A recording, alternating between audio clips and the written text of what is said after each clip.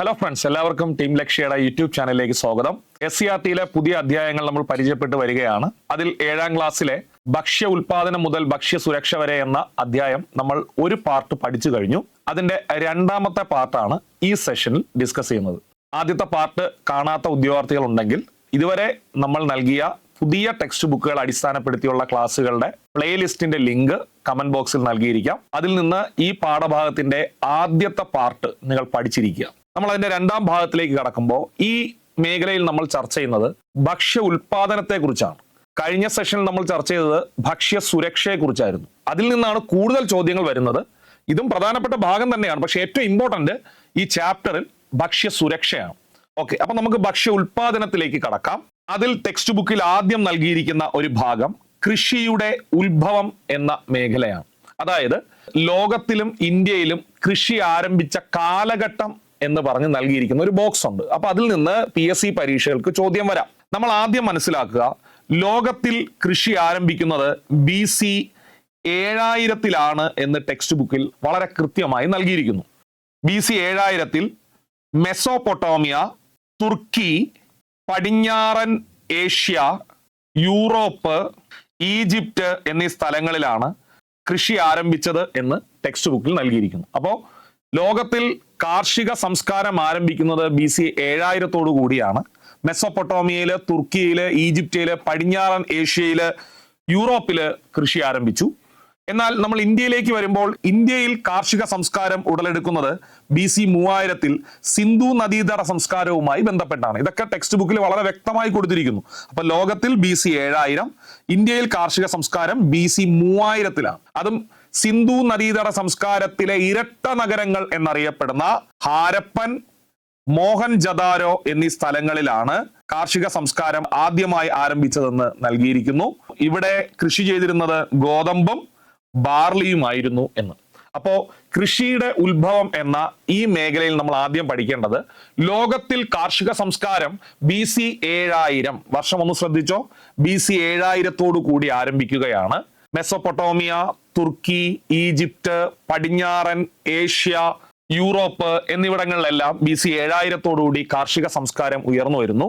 ഇന്ത്യയിലാണെങ്കിൽ സിന്ധു നദീതട സംസ്കാരവുമായി ബന്ധപ്പെട്ട് BC 3000 പോയിന്റ് ചെയ്തോ, BC 3000 കൂടി കാർഷിക സംസ്കാരം ഉയർന്നു വരുന്നു. ഹാരപ്പൻ, മോഹൻജദാരോ ഇരട്ട നഗരങ്ങളിൽ ഗോതമ്പ്, ബാർലി കൃഷികൾ ആദ്യകാലങ്ങളിൽ നടത്തിയതായി കൃത്യമായി ടെക്സ്റ്റ് ബുക്കിൽ നൽകിയിരിക്കുന്നു. ഓക്കെ, അപ്പോൾ നമുക്ക് ആ മേഖല ഒന്ന് ചർച്ച ചെയ്യാം. ടെക്സ്റ്റ് ബുക്കിൽ ഹെഡ് കൊടുത്തിരിക്കുന്നത് കൃഷിയുടെ ഉത്ഭവം എന്നാണ്. കൃഷിയുടെ ഉത്ഭവം. അലഞ്ഞു തിരിഞ്ഞു നടന്നിരുന്ന മനുഷ്യർ ഏതാണ്ട് 7000 BC കൃഷി ചെയ്യാൻ ആരംഭിച്ചത്. മെസോപ്പൊട്ടോമിയ, തുർക്കി, ഈജിപ്റ്റ്, പടിഞ്ഞാറൻ ഏഷ്യ, യൂറോപ്പ് എന്നിവിടങ്ങളിലൊക്കെ വിവിധ കാലങ്ങളിൽ മനുഷ്യർ കൃഷി ചെയ്യാൻ ആരംഭിച്ചു. ഏതാണ്ട് 3000 BC സിന്ധു നദീതട നാഗരികതയോട് ചേർന്ന് ഇന്ത്യയിൽ കാർഷിക സംസ്കാരം വളർന്നു വന്നത്. ഈ നദീതീരത്തെ ഇരട്ട നഗരങ്ങളായ മോഹൻജദാരോയിലും ഹാരപ്പയിലുമാണ് ഗോതമ്പ്, ബാർലി തുടങ്ങിയ ധാന്യങ്ങൾ കൃഷി ചെയ്തിരുന്നത്. ദക്ഷിണേന്ത്യയിൽ പിന്നെയും വളരെ കാലം കഴിഞ്ഞാണ് കൃഷി ആരംഭിച്ചത്. ടെക്സ്റ്റ് ബുക്കിൽ ഇങ്ങനെ നൽകിയിരിക്കുന്നു. അങ്ങനെയാണ് ഇന്ത്യയിലെ ഭക്ഷ്യ ഉൽപാദനം തുടങ്ങുന്നത് എന്ന് മനസ്സിലാക്കുക. രണ്ടാം ഘട്ടത്തിൽ നമുക്ക് പഠിക്കേണ്ടത് വിവിധ തരം കൃഷി രീതികളെ കുറിച്ചാണ്. ഞാൻ ഇവിടെ മാർക്ക് ചെയ്യുന്നു. പരീക്ഷയിൽ ഇമ്പോർട്ടന്റ് ആയിട്ട് ചോദിക്കാൻ സാധ്യതയുള്ള ഒരു ടോപ്പിക്കാണ് വിവിധ തരം കൃഷി രീതികൾ. നമുക്ക് കൃഷി രീതികളെ പ്രധാനമായി 3ആയി തിരിക്കാം. ഉപജീവന കൃഷിരീതി, സമ്മിശ്ര കൃഷിരീതി, തോട്ടവിള കൃഷിരീതി. ഒന്നുകൂടി മനസ്സിരുത്തി പഠിക്കണേ. ഉപജീവന കൃഷിരീതി, സമ്മിശ്ര കൃഷിരീതി, തോട്ടവിള കൃഷിരീതി. അപ്പൊ നമുക്ക് ആദ്യം പഠിക്കാം ഉപജീവന കൃഷിരീതി എന്നാൽ എന്ത്. പൂർണ്ണമായിട്ട് ശ്രദ്ധിച്ചോ, ആ പേര് ഫോക്കസ് എന്താണ് ഉപജീവനം. ഉപജീവനം എന്ന് പറഞ്ഞാല് ഒരു കുടുംബത്തിന്റെ ഉപജീവന ആവശ്യത്തിന് വേണ്ടി മാത്രമായിട്ടുള്ള കൃഷിരീതിയാണ് ഉപജീവന കൃഷിരീതി. അതായത് നമുക്കൊരു കുടുംബമുണ്ട്, ആ കുടുംബത്തിന്റെ നിത്യ ഉപയോഗ ആവശ്യത്തിന് വേണ്ടി കാർഷിക ഉൽപാദനം നടത്തുന്ന രീതിയാണ് ഉപജീവന കൃഷിരീതി. ഈ കൃഷി ചെയ്യുന്ന ആൾക്ക് ലാഭമല്ല ലക്ഷ്യം, അദ്ദേഹത്തിന്റെ കുടുംബത്തിന്റെ ആവശ്യങ്ങൾ നിറവേറ്റുക എന്നുള്ളതാണ്. അതിനുശേഷം ആവശ്യം കഴിഞ്ഞു വരുന്ന മറ്റു ഉൽപ്പന്നങ്ങൾ അവർ പുറത്തു വിൽക്കുകയും ചെയ്യുന്നു. അതായത് അവരുടെ പ്രധാന ലക്ഷ്യം കുടുംബത്തിന്റെ ആവശ്യം നിറവേറ്റുക, അതിനുശേഷം വരുന്നത് പുറത്ത് വിൽക്കുന്നു. അങ്ങനെയാണ്. ഈ ഉപജീവന കൃഷി രീതി എന്ന് പറഞ്ഞാൽ ചെറിയ സ്ഥലത്ത് പോലും നമുക്ക് കൃഷി ചെയ്യാൻ പറ്റും. നമുക്കറിയാം ആധുനിക കാലത്ത് നമ്മൾ ടെറസിൽ പോലും കൃഷി ചെയ്യുന്നുണ്ട്. അതുകൊണ്ട് തന്നെ ഉപജീവന കൃഷിക്ക് വലിയൊരു സ്ഥലം ആവശ്യമില്ല. പിന്നെ അതുപോലെ തന്നെ ഭയങ്കരമായ ആധുനിക ഉപകരണങ്ങളും ആവശ്യമില്ല. നിങ്ങൾ സിമ്പിളായിട്ട് ആലോചിച്ചാൽ മതി, നമ്മുടെ വീട്ടിന്റെ പറമ്പിൽ നമ്മൾ കൃഷി ചെയ്യുന്നു, ഉപജീവന കൃഷി. എന്തൊക്കെയാണ് അതിന്റെ പ്രത്യേകത? പ്രധാനമായും നമ്മുടെ വീട്ടിന്റെ ആവശ്യങ്ങൾക്കാണ്. അതിൽ കൂടുതൽ നമുക്ക് ലഭിച്ചാൽ നമ്മൾ പുറത്ത് വിൽക്കും. ഒരുപാട് സ്ഥലം ഇതിനാവശ്യമില്ല. പിന്നെ ആധുനികമായിട്ടുള്ള ഉപകരണങ്ങൾ ആവശ്യമില്ല. ഇതിനെയാണ് ഉപജീവന കൃഷി എന്ന് പറയുന്നത്. ക്ലിയർ ആണ്? രണ്ടാമത്തത് സമ്മിശ്ര കൃഷി രീതി എന്ന് അറിയപ്പെടും. സമ്മിശ്ര കൃഷി രീതി എന്ന് പറഞ്ഞാൽ വളരെ സിമ്പിൾ ആണ്. നിങ്ങളുടെ മനസ്സിലൊരു ഇമേജ് ക്രിയേറ്റ് ചെയ്യുക. അതായത് ഒരു കർഷകൻ ഒരു പറമ്പിൽ നിന്ന് ജോലി ചെയ്യുന്നു. പക്ഷെ ആ പറമ്പ് നമ്മൾ ശ്രദ്ധിച്ചാൽ നമുക്ക് കാണാൻ പറ്റും, അയാൾ അവിടെ കാർഷിക ഉൽപ്പന്നങ്ങൾ കൃഷി ചെയ്യുന്നുണ്ട്. അതുപോലെ തന്നെ താറാവിനെ വളർത്തുന്നുണ്ട്, മത്സ്യം വളർത്തുന്നുണ്ട്, പശുക്കളെ വളർത്തുന്നുണ്ട്. ഇതെല്ലാം ആ പറമ്പിൽ ഇങ്ങനെ നിറഞ്ഞു നിൽക്കുകയാണ്. അതൊരു കൃഷി രീതിയാണ്. അതിനെ വിളിക്കുന്നത് സമ്മിശ്ര കൃഷി എന്നാണ്. ഇതുകൊണ്ട് ഉദ്ദേശിക്കുന്നത് ഒരു കൃഷി സ്ഥലത്ത് ഒന്നിലധികം കാർഷിക ഉൽപ്പന്നങ്ങൾ കൃഷി ചെയ്യുന്നു. അപ്പം നമ്മൾ ഇപ്പൊ പഠിച്ച ഈ ഫാം കണ്ടല്ലോ, അവിടെ താറാവുണ്ട്, മത്സ്യമുണ്ട്, ഭക്ഷ്യധാന്യങ്ങൾ കൃഷി ചെയ്യുന്നുണ്ട്. ഈ കൃഷി രീതി സംയോജിതമാണ്. സംയോജിതം എന്ന് പറഞ്ഞാൽ ഇത് പരസ്പരം ബന്ധപ്പെട്ടിരിക്കുന്നു. എക്സാമ്പിൾ, പക്ഷി മൃഗാദികൾക്കുള്ള ഭക്ഷണം ഈ കൃഷിയിടങ്ങളിൽ നിന്ന് കിട്ടും. അതിൽ നിന്ന് കിട്ടുന്ന ഉൽപ്പന്നങ്ങളാണ് ഈ പക്ഷി മൃഗാദികൾക്ക് കൊടുക്കുന്നത്. ഇനി കൃഷിക്ക് ആവശ്യമായ വളം കന്നുകാലികളിൽ നിന്നും പക്ഷികളിൽ നിന്ന് ലഭിക്കുകയും ചെയ്യും. അപ്പൊ ഇത് പരസ്പരം ബന്ധപ്പെട്ട് കിടക്കുന്നു, പരസ്പരം സംയോജിതമാണ്. ഇതാണ് സമ്മിശ്ര കൃഷിയുടെ പ്രത്യേകത. അപ്പൊ രണ്ടാമത്തെ കൃഷി രീതിയുടെ പേര് സമ്മിശ്ര കൃഷി രീതി. മൂന്നാമത്തത് തോട്ടവിള കൃഷി രീതി എന്നാണ്. തോട്ടവിള കൃഷി എന്ന് പറയുമ്പോൾ നിങ്ങൾ 2-3 എക്സാമ്പിൾ മനസ്സിൽ വിചാരിക്കുക. തേയിലത്തോട്ടം, കാപ്പിത്തോട്ടം, ഏലത്തോട്ടം, റബ്ബർ തോട്ടം, ഇങ്ങനെയൊക്കെ കുറെ തോട്ടങ്ങൾ എന്ന് ചേർന്ന് തന്നെ പറയുന്ന കൃഷി ഇടങ്ങളുണ്ടല്ലോ. അവിടത്തേക്ക് പ്രത്യേകത എന്താണ്? വളരെ വിശാലമായ സ്ഥലത്താണ് ഇത് കൃഷി ചെയ്യുന്നത്. 2, പരമ്പരാഗതമായ കൃഷി രീതിയല്ല. വളരെ പണ്ട് മുതലേ നമ്മൾ ഫോളോ ചെയ്തു വരുന്ന ഒരു കൃഷി സമ്പ്രദായം അല്ലായിരിക്കും. പ്രത്യേകിച്ച് കേരളത്തിലൊക്കെ ബ്രിട്ടീഷുകാർ എത്തിയതിനു ശേഷമാണ് തോട്ടവിളയ്ക്ക് പ്രോത്സാഹനം ലഭിക്കുന്നത്. ദീർഘകാല വരുമാനത്തിന് വേണ്ടിയാണ് തോട്ടവിള കൃഷി ചെയ്യുന്നത്. ദീർഘകാലം വരുമാനം ലഭിക്കും. റബ്ബർ തോട്ടമായാലും ഏലം, തേയില, ഇവയെല്ലാം ദീർഘകാലത്തേക്ക് വേണ്ടി നമ്മൾ കൃഷി ചെയ്യുന്നതാണ്. പിന്നെ ഇതിന് ആധുനിക സൗകര്യങ്ങൾ ആവശ്യമാണ്. പിന്നെ ഇതിന് കുറഞ്ഞ ഉൽപാദന ചെലവാണ്. തോട്ടവിള കൃഷി എന്ന് പറഞ്ഞാൽ ഭയങ്കരമായിട്ടുള്ള ഉൽപാദന ചെലവൊന്നുമില്ല, പക്ഷെ സ്ഥലം കൂടുതൽ ആവശ്യമാണ്. വരുമാനം ദീർഘകാലത്തേക്ക് നമുക്ക് ലഭിക്കുകയും ചെയ്യും. അതാണ് തോട്ടവിള കൃഷി രീതി. അപ്പൊ 3 കൃഷി രീതി ഏതൊക്കെയാണ്? ഉപജീവന കൃഷി രീതി, സമ്മിശ്ര കൃഷി രീതി, തോട്ടവിള കൃഷി രീതി. നമുക്ക് ഓരോന്നായിട്ട് പഠിക്കാം. ആദ്യം ഉപജീവന കൃഷി രീതി. കുടുംബത്തിന്റെ ഉപജീവനത്തിന് ആവശ്യമായ ഉൽപ്പന്നങ്ങൾ മാത്രം ഉൽപ്പാദിപ്പിക്കുന്നു. പഠിച്ചു. ലാഭം നേടുക എന്ന ലക്ഷ്യം ഈ കൃഷി രീതിക്ക് ഇല്ല. മിച്ചം വരുന്ന ഉൽപ്പന്നങ്ങൾ മാത്രം ആവശ്യങ്ങൾ നിറവേറ്റുന്നതിനായി ഉപയോഗിക്കുന്നു, അതായത് പുറത്തു വിൽക്കുന്നു. പരമ്പരാഗത കാർഷിക ഉപകരണങ്ങൾ കൂടുതലായി ഉപയോഗിക്കുന്നു. ചെറിയ സ്ഥലത്ത് പോലും കൃഷി ചെയ്യാൻ കഴിയും. ഇതാണ് ഉപജീവന കൃഷി രീതി. രണ്ടാമത്തത് സമ്മിശ്ര കൃഷി രീതി. സമ്മിശ്ര കൃഷി രീതി ഇമേജ് ഒന്ന് നോക്കിക്കോ. ഇവിടെ ഒരു കർഷകൻ നിന്ന് ജോലി ചെയ്യുന്നതായിട്ട് കാണാം. നിങ്ങൾക്ക് ഒരുപാട് കാർഷിക വിളകൾ നമുക്ക് കാണാൻ കഴിയും. അവിടെ ഒരു പശുവിനെ കാണാൻ കഴിയും, മറ്റു മൃഗാദികൾ നിൽക്കുന്ന കാണാൻ പറ്റും, താറാവ്, കോഴി തുടങ്ങിയവയും കാണാൻ പറ്റും. അപ്പോൾ ഇതൊരു സമ്മിശ്ര കൃഷി രീതിയാണ്. സമ്മിശ്ര കൃഷി രീതിയിൽ നമ്മൾ എന്തൊക്കെയാണ് പഠിക്കാനുള്ളത്? നിശ്ചിത കൃഷിയിടത്തിൽ ഒരേ സമയം ഒന്നിലധികം വിളകൾ കൃഷി ചെയ്യുന്നു. നിശ്ചിത കൃഷിയിടങ്ങളിൽ ഒരേ സമയം ഒന്നിലധികം വിളകൾ കൃഷി ചെയ്യുന്നു. കന്നുകാലി വളർത്തൽ, കോഴി വളർത്തൽ, മീൻ വളർത്തൽ എന്നിവയും സംയോജിപ്പിക്കാം. കന്നുകാലികൾക്കുള്ള തീറ്റ കൃഷിയിൽ നിന്ന് ലഭിക്കുകയും കൃഷിക്ക് ആവശ്യമായ വളം കന്നുകാലികളിൽ നിന്ന് ലഭിക്കുകയും ചെയ്യുന്നു. സംയോജിതമായതുകൊണ്ട് ചെലവ് താരതമ്യേന കുറവായിരിക്കും. ലഭ്യമാകുന്ന കൃഷിയിടം കൃത്യമായി ആസൂത്രണം ചെയ്ത് ഉപയോഗപ്രദമാക്കുവാൻ കഴിയും. ഇതാണ് സമ്മിശ്ര കൃഷി രീതി. ഓക്കെ, നെക്സ്റ്റ് തോട്ടവിള കൃഷി രീതി. തോട്ടം വളരെ വിശാലമായ ഏരിയയിലുള്ളതാണ് തോട്ടവിള കൃഷി രീതി. പരമ്പരാഗത രീതിയിൽ നിന്നും വ്യത്യസ്തമായ കാർഷിക വിളകളുടെ ഉൽപാദനമാണ് തോട്ടവിള കൃഷി രീതി. വിശാലമായ പ്രദേശത്ത് നടക്കുന്ന കൃഷി ദീർഘകാല വരുമാനവും താരതമ്യേന കുറഞ്ഞ ഉൽപാദന ചെലവുമാണ് തോട്ടവിള കൃഷി രീതിക്കുള്ളത്. വൻതോതിലുള്ള ഉൽപാദനം തോട്ടവിളയിലൂടെ നടക്കുന്നു. ഇതിന് 3നും പുറമെ നമ്മൾ അറിഞ്ഞിരിക്കേണ്ട മറ്റൊരു കൃഷിയാണ് വാണിജ്യവിള കൃഷി. വാണിജ്യവിള കൃഷി എന്ന് പറയുന്നത് നമ്മൾ കൃഷി ചെയ്യുന്നത് കാർഷിക ഉൽപ്പന്നങ്ങൾ വാണിജ്യ അടിസ്ഥാനത്തിൽ, അതായത് വ്യവസായത്തിനൊക്കെ വേണ്ടി അല്ലെങ്കിൽ വൻതോതിലുള്ള വ്യാപാരം നടത്താൻ വേണ്ടിയുള്ള കൃഷി രീതിയാണ് വാണിജ്യവിള കൃഷി രീതി എന്നറിയപ്പെടുന്നത്. ഉൽപ്പന്നങ്ങളുടെ വാണിജ്യ അടിസ്ഥാനത്തിലുള്ള വൻതോതിലുള്ള ഉൽപാദനമാണ് വാണിജ്യവിള കൃഷി രീതി. ഉയർന്ന മൂലധന നിക്ഷേപവും ആധുനിക സാങ്കേതിക വിദ്യകളും ആവശ്യമാണ്. ഉദാഹരണം പരുത്തി എന്ന് പറയുന്നത് ഉറപ്പായിട്ടൊരു വാണിജ്യവിള കൃഷി രീതിയാണ്. കാരണം അതിന് വലിയ രീതിയിൽ ചെലവുണ്ട്. അത് പിന്നെ സംസ്കരിച്ചാണ് നമ്മൾ വ്യവസായത്തിന് വേണ്ടി ഉപയോഗിക്കുന്നത്. അപ്പം ഉയർന്ന സാങ്കേതിക വിദ്യ ആവശ്യമാണ്, ഉയർന്ന മൂലധനം ആവശ്യമാണ്. അതാണ് വാണിജ്യവിള കൃഷി എന്ന് അറിയപ്പെടുന്നത്. വ്യവസായ ശാലകളിലേക്ക് ആവശ്യമായ കാർഷിക അസംസ്കൃത വസ്തുക്കൾ പ്രദാനം ചെയ്യുന്നു. ഉദാഹരണം കരിമ്പ്, പരുത്തി, ചണം, ഇതെല്ലാം വാണിജ്യവിള കൃഷിയിൽ ഉൾപ്പെടുത്താൻ കഴിയും. അപ്പം പ്രധാനമായിട്ടും 3 തരമാണ്: ഉപജീവനം, സമ്മിശ്രം, തോട്ട. അതിനു പുറമെ നമ്മൾ അറിഞ്ഞിരിക്കേണ്ടതാണ് വാണിജ്യ വിള കൃഷി രീതി. ഇതാണ് വിവിധ ഇനം കൃഷി രീതികൾ. ഓക്കെ, നമ്മൾ നെക്സ്റ്റ് കടക്കുന്നു. ടെക്സ്റ്റ് ബുക്കിൽ ഹെഡിങ് കൊടുത്തിരിക്കുന്നത് ഇങ്ങനെയാണ്: കൃഷി ഭക്ഷണത്തിനും വരുമാനത്തിനും. ആ പോയിന്റ് ഒന്ന് ഫോക്കസ് ചെയ്തേ. കൃഷി ഭക്ഷണത്തിനും വരുമാനത്തിനും. അപ്പം നമ്മൾ കൃഷി ചെയ്യുന്നത് 2 കാര്യങ്ങൾക്ക് വേണ്ടിയാണ്. നമുക്ക് ഭക്ഷണത്തിന് വേണ്ടിയും അതുപോലെ നമ്മുടെ വരുമാനത്തിനും വേണ്ടിയാണ് കൃഷി ചെയ്യുന്നത്. അതുകൊണ്ട് നമ്മുടെ കാർഷിക വിളകളെ പ്രധാനമായും 2ആയി തിരിക്കാം: ഭക്ഷ്യവിളകളെന്നും നാണ്യവിളകളെന്നും. ഈ ഭക്ഷ്യവിളകൾ എന്ന് പറഞ്ഞാൽ ഭക്ഷ്യ ആവശ്യങ്ങൾക്ക് വേണ്ടി ചെയ്യുന്ന കൃഷി, അതിനെയാണ് ഭക്ഷ്യവിളകൾ എന്നറിയപ്പെടുന്നത്. എന്നാൽ നാണ്യവിളകൾ എന്നറിയപ്പെടുന്നത് സിമ്പിളായിട്ട് ഇങ്ങനെ ഓർത്തിരുന്നാൽ മതി: വാണിജ്യ വ്യവസായ ആവശ്യങ്ങൾക്ക് വേണ്ടി ചെയ്യുന്ന കാർഷിക വിളകളെയാണ് നാണ്യവിളകൾ എന്നറിയപ്പെടുന്നത്. വാണിജ്യ വ്യവസായ ആവശ്യത്തിന് വേണ്ടി, അതായത് അത് വ്യവസായത്തിന് വേണ്ടിയായിരിക്കും. ഉദാഹരണം, നമ്മൾ പരുത്തി കൃഷി ചെയ്യുന്നു. എന്തിനു വേണ്ടിയാണ്? അത് വ്യവസായം നടത്താനാണ്. അതിൽ നിന്ന് തുണി വ്യവസായം നടത്താൻ വേണ്ടിയാണ്. അപ്പം വ്യവസായത്തിനും വാണിജ്യത്തിനും വേണ്ടി കൃഷി ചെയ്യുന്ന വിളകൾ നാണ്യവിളകൾ, ഭക്ഷ്യ ആവശ്യത്തിന് വേണ്ടി കൃഷി ചെയ്യുന്നത് ഭക്ഷ്യവിളകൾ. അപ്പൊ ടെക്സ്റ്റ് ബുക്കിൽ 10th ലെവൽ പരീക്ഷയ്ക്ക് മാത്രം, ഡിഗ്രി ലെവൽ പരീക്ഷയ്ക്ക് ഇതൊന്നും പ്രതീക്ഷിക്കുക വേണ്ട. 10th level LGS, secretariat, OA പരീക്ഷകളിൽ ചോദിക്കാം: ഭക്ഷ്യവിളകളും നാണ്യവിളകളും കണ്ടെത്തുക. വളരെ സിമ്പിൾ ആണ്, നിങ്ങൾക്കെല്ലാം അറിയാവുന്നതാണ്. പക്ഷെ ടെക്സ്റ്റ് ബുക്കിൽ കൊടുത്തിരിക്കുന്നത് കൊണ്ട് ഞാൻ നിങ്ങളോട് പറഞ്ഞു തരുന്നതേ ഉള്ളൂ.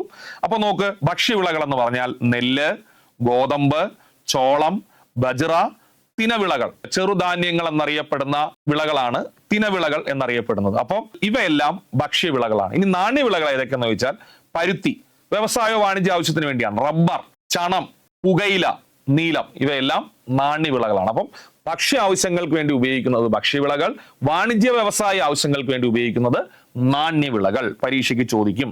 അടുത്തത് ടെക്സ്റ്റ് ബുക്കിൽ നൽകിയിരിക്കുന്നത് പ്രധാനമായിട്ടുമുള്ള വിളകൾ കൃഷി ചെയ്യുന്ന സംസ്ഥാനങ്ങളാണ്. അപ്പൊ ഈ PSC പരീക്ഷയുടെ വിഷയം എന്താണെന്ന് ചോദിച്ചാൽ, ഇത് ടെക്സ്റ്റ് ബുക്കിൽ വളരെ പ്രാധാന്യം നൽകിക്കൊണ്ട് കൊടുത്തിരിക്കുന്ന ഒരു ബോക്സ് ആണ്. അപ്പൊ നമ്മൾ ടെക്സ്റ്റ് ബുക്കിന് ആ വ്യൂവിൽ നമ്മൾ എടുത്താൽ പരീക്ഷയ്ക്ക് ചോദിക്കുന്നത് താഴെ തന്നിരിക്കുന്നവയിൽ ഗോതമ്പ് പ്രധാനമായി ഉൽപ്പാദിപ്പിക്കുന്ന സംസ്ഥാനങ്ങൾ എഴുതുക എന്നാണ്. ഗോതമ്പ് ഉൽപ്പാദിപ്പിക്കുന്നത്. കാരണം ടെക്സ്റ്റ് ബുക്കിൽ 4 സംസ്ഥാനങ്ങളുടെ പേരുകൾ ഇങ്ങനെ നൽകിയിരിക്കുന്നു. അപ്പൊ ഉറപ്പായിട്ട് അത് ചോദിക്കും. അപ്പൊ ഗോതമ്പ് പ്രധാനമായി ഉൽപ്പാദിപ്പിക്കുന്നത് ഉത്തർപ്രദേശ്, പഞ്ചാബ്, മധ്യപ്രദേശ്, ഹരിയാന. പഞ്ചാബ്, ഹരിയാന ഇന്ത്യയുടെ ഗോതമ്പ് നാടുകൾ എന്നാണ് അറിയപ്പെടുന്നത്, നിങ്ങൾക്ക് അറിയാം. ഓക്കെ, അപ്പൊ ഉത്തർപ്രദേശ്, പഞ്ചാബ്, മധ്യപ്രദേശ്, ഹരിയാന ഗോതമ്പ്. ഇനി പരുത്തി ആണെങ്കിലാ, പരുത്തി മഹാരാഷ്ട്ര, ഗുജറാത്ത്, തെലങ്കാന, രാജസ്ഥാൻ. മഹാരാഷ്ട്ര, ഗുജറാത്ത്, തെലങ്കാന, രാജസ്ഥാൻ പരുത്തി. ഇനി നെല്ല് പശ്ചിമ ബംഗാൾ, തമിഴ്നാട്, ആന്ധ്രാപ്രദേശ്, ബീഹാർ. അപ്പൊ ഇതില് ഉറപ്പായിട്ട് ഇതിൽ നിന്ന് ചോദ്യം വരും. പ്രധാന ഉൽപാദക സംസ്ഥാനങ്ങൾ ഗോതമ്പ് സിമ്പിളായിട്ട് പഠിക്കുക. പഞ്ചാബ്, ഹരിയാന ഉണ്ടെന്നുള്ളത് 100% നമുക്ക് അറിയാന്നുള്ള കാര്യം. പിന്നെ ഉത്തർപ്രദേശും മധ്യപ്രദേശും. പരുത്തി വരുമ്പോൾ മഹാരാഷ്ട്ര പഠിക്കുക. ഗുജറാത്തും രാജസ്ഥാനും അടുത്തടുത്തുള്ളതാണ്. മഹാരാഷ്ട്ര, ഗുജറാത്ത്, രാജസ്ഥാൻ, തെലങ്കാന. നെല്ല് പഠിക്കുമ്പോൾ പശ്ചിമ ബംഗാൾ ഉറപ്പായിട്ട് വരും. ഏറ്റവും കൂടുതൽ നെല്ല് ഉൽപ്പാദിപ്പിക്കുന്നത് പശ്ചിമ ബംഗാളിലാണ്. ആന്ധ്രാപ്രദേശ്, തമിഴ്നാട്, ബീഹാർ. ഇത്രയും ടെക്സ്റ്റ് ബുക്കിൽ നൽകിയിരിക്കുന്ന ഒരു ബോക്സ് ആണ്. ഞാനായിട്ട് ക്രിയേറ്റ് ചെയ്തതല്ല, SCRT പാഠപുസ്തകത്തിലുള്ള ബോക്സ് ആണ്. കൃത്യമായിട്ട് നിങ്ങൾ പഠിച്ചിട്ട് പോവുക. അതിനുശേഷം ടെക്സ്റ്റ് ബുക്കിൽ നൽകിയിരിക്കുന്ന മറ്റൊരു ഹെഡ്: വ്യത്യസ്തങ്ങളായ കാർഷിക വിളകൾ ഇന്ത്യയിൽ കൃഷി ചെയ്യുന്നതിന് അനുകൂലമായ ഭൂമിശാസ്ത്ര ഘടകങ്ങൾ ഏതൊക്കെ? 3 ഘടകങ്ങൾ ബോക്സ് തിരിച്ചാണ് കൊടുത്തിരിക്കുന്നത്. അതുകൊണ്ട് തന്നെ ഇത് 3 നൽകിയതിനു ശേഷം ഇവയെല്ലാം എന്ന് കൊടുക്കാം. അതായത് വ്യത്യസ്തമായ കാർഷിക വിളകൾ എന്ന് പറഞ്ഞാൽ, ഇപ്പോ നമുക്ക് നെല്ലും ഗോതമ്പും എന്ന് പറഞ്ഞാൽ ഒരേ കാലാവസ്ഥയിൽ വളരുന്ന കാർഷിക വിള അല്ല. പക്ഷെ നിങ്ങൾക്ക് എല്ലാവർക്കും അറിയാം, നെല്ലും ഇവിടെ കൃഷി ചെയ്യുന്നുണ്ട്, ഗോതമ്പും ഇന്ത്യയിൽ കൃഷി ചെയ്യുന്നുണ്ട്. അതിന് പല റീസൺസ് ഉണ്ട്. അതിൽ ഏറ്റവും പ്രധാനമായുമുള്ള 3 റീസൺസ് ഏതൊക്കെയാണെന്ന് നോക്കാം. അതായത് വ്യത്യസ്തമായിട്ടുള്ള വിളകൾ അത് കൃഷി ചെയ്യാനുള്ള റീസൺ: ഒന്ന്, ഫലഭൂയിഷ്ടമായിട്ടുള്ള മണ്ണ്. നിങ്ങൾക്കറിയാം, ഇന്ത്യയിൽ പല ടൈപ്സ് ഓഫ് സോയിൽ ഉണ്ട്. ഓരോ സോയിലും ഓരോ കാർഷിക വിളകൾക്ക് അനുയോജ്യമായിരിക്കും. ഇപ്പോൾ എക്കൽ മണ്ണാണ് നെൽകൃഷിക്ക് ഏറ്റവും അനുയോജ്യമായിട്ടുള്ള മണ്ണ്. എന്നാൽ റബ്ബർ പോലുള്ള തോട്ടവിളകൾക്ക് ഏറ്റവും സഹായമാവുന്നത് ലാറ്ററൈറ്റ് മണ്ണാണ്. പരുത്തിക്ക് സഹായിക്കുന്ന ഒരു മണ്ണിനാണ് കറുത്ത മണ്ണ്. അപ്പം നമ്മൾ ഇന്ത്യയിൽ നമ്മുടെ സോയിൽസ് പഠിക്കുമ്പോൾ നമുക്ക് അറിയാൻ പറ്റും, വ്യത്യസ്ത തരത്തിലുള്ള സോയിൽസ് നമുക്ക് അവൈലബിൾ ആണ്. അങ്ങനെ വ്യത്യസ്ത തരത്തിലുള്ള സോയിൽസ് നമുക്ക് അവൈലബിൾ ആയതുകൊണ്ട് നമുക്ക് വ്യത്യസ്ത തരത്തിലുള്ള കാർഷിക വിളകൾ കിട്ടും. 2, അനുകൂലമായ കാലാവസ്ഥ. അനുകൂലമായ കാലാവസ്ഥ എന്ന് പറഞ്ഞാൽ ഇന്ത്യയുടെ കാലാവസ്ഥാ മേഖല പരിശോധിച്ചു കഴിഞ്ഞാൽ നോർത്ത് ഇന്ത്യ വരുന്നത് മിതോഷ്ണ മേഖലയിലും സൗത്ത് കേരളം തമിഴ്നാട് എല്ലാം വരുന്നത് ഉഷ്ണ മേഖലയിലാണ്. അപ്പൊ വ്യത്യസ്തമായിട്ടുള്ള കാലാവസ്ഥ മേഖലയിലാണ് ഇന്ത്യ ഉൾപ്പെടുന്നത്. ഇപ്പൊ ഉഷ്ണമേഖലാ വിളയാണ് നെല്ലെന്ന് പറയുന്നത്. എന്നാൽ മിതോഷ്ണ മേഖലയിൽ കൃഷി ചെയ്യാൻ കഴിയുന്നതാണ് ഗോതമ്പ്. അപ്പോൾ ഒരു രാജ്യത്തിൽ തന്നെ വ്യത്യസ്ത കാലാവസ്ഥ മേഖലകൾ വരുമ്പോൾ നമുക്ക് വ്യത്യസ്ത തരത്തിലുള്ള കാർഷിക ഉൽപ്പന്നങ്ങൾ കൃഷി ചെയ്യാൻ പറ്റും. അപ്പൊ രണ്ടാമത്തെ പ്രത്യേകത അനുകൂലമായതും വ്യത്യസ്തമായിട്ടുള്ള കാലാവസ്ഥയാണ്. മൂന്നാമത്തത് ജലസേചന സൗകര്യം. നദികൾ ജലത്താൽ എപ്പോഴും സമ്പന്നമാണ്. ഹിമാലയൻ നദികളിൽ മഴയിലൂടെയും വേനൽക്കാലത്ത് മഞ്ഞുരുകിയും ജലം സുലഭമായി ലഭിക്കുന്നത് കൊണ്ട് കൃത്യമായിട്ട് ജലസേചനം നടക്കുന്നത് കൊണ്ട് ഇന്ത്യയിൽ വ്യത്യസ്ത രീതിയിലുള്ള കൃഷി രീതികൾ നടപ്പിലാക്കാൻ കഴിയും. അങ്ങനെ 3 പ്രധാനപ്പെട്ട പോയിന്റ് കൊടുത്തിരിക്കുന്നു: ഫലഭൂയിഷ്ഠമായ മണ്ണ്, അനുകൂലമായ കാലാവസ്ഥ, ജലസേചന സൗകര്യം. അപ്പോൾ വ്യത്യസ്തങ്ങളായ കൃഷി രീതി ഇന്ത്യ പിന്തുടരാൻ കാരണങ്ങൾ ഏതൊക്കെ? ഇത് 3 തന്നാൽ ഇതിന്റെ ഉത്തരം ഇവയെല്ലാം. തെറ്റിക്കരുതേ. ഫലഭൂയിഷ്ഠമായ മണ്ണ്, അനുകൂലമായ കാലാവസ്ഥ, ജലസേചന സൗകര്യം. നെക്സ്റ്റ് നമുക്ക് പഠിക്കാനുള്ളത് കൃഷിയും കൃഷി അധിഷ്ഠിത വ്യവസായങ്ങളും. വളരെ ഇമ്പോർട്ടന്റ് ആണ്. കൃഷി എന്താണെന്ന് നമുക്കറിയാം. കൃഷി അധിഷ്ഠിത വ്യവസായം എന്ന് പറഞ്ഞാൽ, അധിഷ്ഠിതം എന്ന് പറഞ്ഞാൽ ഡിപ്പെൻഡ് ചെയ്യുന്ന ഒന്നാണ്. ഈ വ്യവസായം ഡിപ്പെൻഡ് ചെയ്യുന്നത് കൃഷിയാണ്. അപ്പോൾ കൃഷിയെ അടിസ്ഥാനപ്പെടുത്തി അല്ലെങ്കിൽ കൃഷിയെ ആശ്രയിച്ച് അല്ലെങ്കിൽ കൃഷിയെ ഡിപ്പെൻഡ് ചെയ്തുകൊണ്ടുള്ള വ്യവസായങ്ങളെയാണ് കൃഷി അധിഷ്ഠിത വ്യവസായം എന്ന് പറയുന്നത്. ഉദാഹരണം നമുക്കറിയാം, നമ്മുടെ രാജ്യത്തെ പ്രധാനപ്പെട്ട ഒരു വ്യവസായമാണ് തുണി വ്യവസായം. നിങ്ങൾക്ക് എല്ലാവർക്കും അറിയാവുന്നതാണ്. ഈ തുണി വ്യവസായം നിലനിൽക്കണമെങ്കിൽ നിങ്ങൾക്ക് അറിയാമല്ലോ, കറക്റ്റ് ആയിട്ട് പരുത്തി ഉൽപാദനം വേണം. പരുത്തി കൃഷി ഇല്ലെങ്കിൽ തുണി വ്യവസായം ഉണ്ടാകും എന്ന് നിങ്ങൾ വിചാരിക്കുന്നുണ്ടോ? ഇല്ലല്ലോ. അപ്പൊ ഉറപ്പായിട്ടും തുണി വ്യവസായം ഒരു കൃഷി അധിഷ്ഠിത വ്യവസായമാണ്. ടയർ വ്യവസായം നിങ്ങൾക്ക് എല്ലാവർക്കും അറിയാലോ, ടയർ വ്യവസായം. റബ്ബർ ഉണ്ടെങ്കിലേ പറ്റുള്ളൂ. അപ്പൊ അതൊരു കൃഷി അധിഷ്ഠിത വ്യവസായമാണ്. അപ്പൊ കൃഷിയെ ഡിപ്പെൻഡ് ചെയ്ത് ഉള്ള വ്യവസായങ്ങളെയാണ് കൃഷി അധിഷ്ഠിത വ്യവസായങ്ങൾ എന്ന് പറയുന്നത്. ഓക്കെ, അപ്പൊ ടെക്സ്റ്റ് ബുക്കിൽ നൽകിയിരിക്കുന്ന ഇങ്ങനെയാണ്: കാർഷിക ഉൽപ്പന്നങ്ങളെ ആശ്രയിച്ച് പ്രവർത്തിക്കുന്ന വ്യവസായങ്ങളാണ് കൃഷി അധിഷ്ഠിത വ്യവസായങ്ങൾ. കാർഷിക ഉൽപ്പന്നമായ പരുത്തി തുണി വ്യവസായത്തിന്റെ അസംസ്കൃത വസ്തുവാണ്. അതിനാൽ തുണി വ്യവസായം കൃഷി അധിഷ്ഠിത വ്യവസായത്തിന് ഉദാഹരണമാണ്. ഇതുപോലെ തന്നെ റബ്ബർ, കരിമ്പിലൂടെ ഏത് വ്യവസായമായിരിക്കും വരുന്നത്? പഞ്ചസാര വ്യവസായത്തിന് കരിമ്പ് കൃഷി കൂടിയേ പറ്റുള്ളൂ. അപ്പൊ പഞ്ചസാര വ്യവസായം ഒരു കൃഷി അധിഷ്ഠിത വ്യവസായമാണ്. കാർഷിക ഉൽപ്പന്നങ്ങൾ വിവിധ വ്യവസായങ്ങളുടെ അസംസ്കൃത വസ്തുക്കളായി ഉപയോഗപ്പെടുത്തുന്നു. ടെക്സ്റ്റ് ബുക്കിൽ കൊടുത്തിരിക്കുന്നു കാർഷിക ഉൽപ്പന്നങ്ങളും വ്യവസായവും. നിങ്ങൾക്ക് എല്ലാവർക്കും സിമ്പിൾ ആയിട്ട് പഠിക്കാം. അതിന് ഭയങ്കരമായിട്ട് സ്ട്രെയിൻ ഒന്നും എടുക്കണ്ട. പരുത്തി ഏത് വ്യവസായത്തെ സഹായിക്കുന്നു? തുണി വ്യവസായം. കരിമ്പ് പഞ്ചസാര വ്യവസായം. റബ്ബർ ടയർ വ്യവസായം. ചണം നാര് വ്യവസായം. അപ്പൊ ഇതെല്ലാം തുണി വ്യവസായവും പഞ്ചസാര വ്യവസായവും ടയർ വ്യവസായവും നാര് വ്യവസായവും എന്ത് അധിഷ്ഠിത വ്യവസായം എന്ന് ചോദിച്ചാൽ കൃഷി അധിഷ്ഠിത വ്യവസായങ്ങളാണ്. തെറ്റിക്കരുത്, എക്സാമിന് ചോദിക്കും. നെക്സ്റ്റ് ധാതുക്കൾ എന്താണെന്ന് നമ്മൾ സ്കൂൾ ലെവലിൽ ഒരുപാട് പഠിച്ചിട്ടുള്ളതാണ്. ഭൂവൽക്കത്തിൽ കാണപ്പെടുന്ന ലോഹ അലോഹ സംയുക്തങ്ങളെയാണ് നമ്മൾ ധാതുക്കൾ എന്ന് വിളിക്കുന്നത്. ലോഹവും വരാം, അലോഹവും വരാം. മാഗ്നറ്റൈറ്റ്, ഹെമറ്റൈറ്റ് തുടങ്ങിയവ ഇരുമ്പിന്റെ ധാതുക്കളാണ്. സിങ്കിന്റെ ധാതുവാണ് കലാമിൻ. അതുപോലെ തന്നെയാണ് ബോക്സൈറ്റ്, അലുമിനിയത്തിന്റെ ധാതുവാണ്. അങ്ങനെ ലോഹ ധാതുക്കൾ വരാം. അതുപോലെ കൽക്കരി, വജ്രം, സിലിക്ക, മൈക്ക തുടങ്ങിയ അലോഹ ധാതുക്കളും വരാം. അപ്പൊ ലോഹധാതുക്കളും ഉണ്ട്, അലോഹ ധാതുക്കളും ഉണ്ട്. അപ്പൊ എന്താണ് ധാതുക്കൾ എന്ന് പറഞ്ഞാൽ ഭൂവൽക്കത്തിൽ കാണപ്പെടുന്ന ലോഹ അലോഹ സംയുക്തങ്ങളെയാണ് നമ്മൾ ധാതുക്കൾ എന്ന് വിളിക്കുന്നത്. ശരി, അപ്പൊ നമുക്ക് അതിലേക്ക് കടക്കാം. ഭൂവൽക്കത്തിൽ കാണപ്പെടുന്ന ലോഹ അലോഹ സംയുക്തങ്ങളാണ് ധാതുക്കൾ. തെറ്റിക്കരുത്. ഭൂവൽക്കത്തിൽ കാണപ്പെടുന്ന ലോഹ അലോഹ സംയുക്തങ്ങളാണ് ധാതുക്കൾ.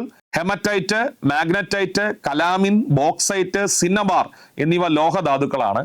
ഇവയിൽ പലതും ലോഹങ്ങളുടെ വ്യവസായ നിർമ്മാണത്തിന് ഉപയോഗിക്കുന്നു. മൈക്ക, വജ്രം, സിലിക്ക അഥവാ മണൽ തുടങ്ങിയവ അലോഹ ധാതുക്കളും കൽക്കരി, പെട്രോളിയം എന്നിവ ഇന്ധന ധാതുക്കളുമാണ്. അലോഹ ധാതുക്കളിൽ തന്നെ കൽക്കരി, പെട്രോളിയം എന്നിവ ഇന്ധന ധാതുക്കൾ അല്ലെങ്കിൽ ഫോസിൽ ഇന്ധനങ്ങൾ എന്ന പേരിലും അറിയപ്പെടുന്നുണ്ട്. ഓക്കെ, നെക്സ്റ്റ് ധാതു അധിഷ്ഠിത വ്യവസായം. നമ്മൾ നേരത്തെ കൃഷി അധിഷ്ഠിത വ്യവസായം പഠിച്ചു. അപ്പൊ ധാതു അധിഷ്ഠിത വ്യവസായം എന്ന് പറഞ്ഞാൽ ധാതുക്കളെ ആശ്രയിച്ച് പ്രവർത്തിക്കുന്ന വ്യവസായങ്ങളാണ് ധാതു അധിഷ്ഠിത വ്യവസായങ്ങൾ എന്ന് പറയുന്നത്. ധാതുക്കളെ പ്രധാന അസംസ്കൃത വസ്തുക്കളായി ഉപയോഗപ്പെടുത്തുന്നവയാണ് ധാതു അധിഷ്ഠിത വ്യവസായങ്ങൾ. അപ്പോൾ കൃഷി അധിഷ്ഠിത വ്യവസായങ്ങൾ എന്ന് പറഞ്ഞാൽ കാർഷിക ഉൽപ്പന്നങ്ങളെ പ്രധാന അസംസ്കൃത വസ്തുക്കളായി ഉപയോഗപ്പെടുത്തുന്നവയാണ് കൃഷി അധിഷ്ഠിത വ്യവസായങ്ങൾ. ധാതുക്കളെ പ്രധാന അസംസ്കൃത വസ്തുക്കളായി ഉപയോഗപ്പെടുത്തുന്ന വ്യവസായങ്ങളാണ് ധാതു അധിഷ്ഠിത വ്യവസായങ്ങൾ. രാജ്യത്തെ ഏറ്റവും വലിയ ധാതു അധിഷ്ഠിത വ്യവസായമാണ് ഇരുമ്പുരുക്ക് വ്യവസായം. പരീക്ഷയുടെ ചോദ്യം, പ്രീവിയസ് ക്വസ്റ്റ്യൻ, ഇനി വരാൻ പോകുന്ന ക്വസ്റ്റ്യൻ: രാജ്യത്തെ ഏറ്റവും വലിയ ധാതു അധിഷ്ഠിത വ്യവസായം ഏത്?